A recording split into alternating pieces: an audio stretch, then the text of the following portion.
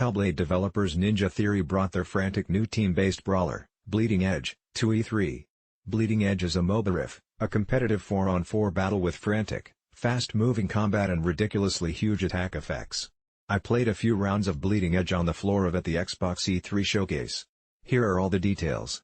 Controlled chaos. My first experience with Bleeding Edge was pure chaos.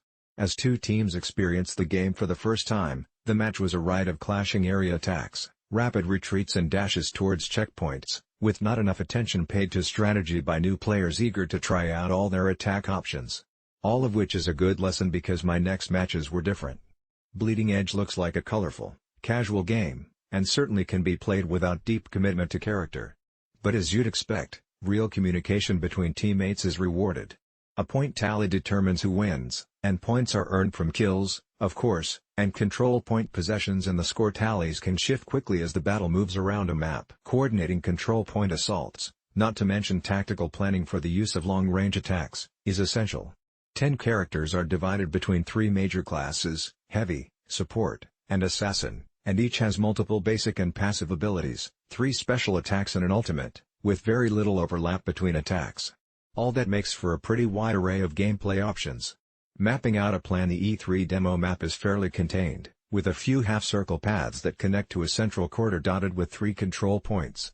A few elevated overlooks offer flanking positions, which are helpful for the support characters with ranged and trap attacks.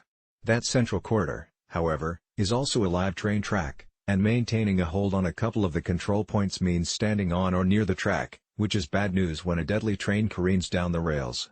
Each team spawns essentially on opposite sides of the map, with players riding hoverboards to cover long stretches of ground between spawn and control points. You can jump on that hoverboard at any time, but it does not provide instant escape if you're in a jam, as it takes a few seconds to spawn.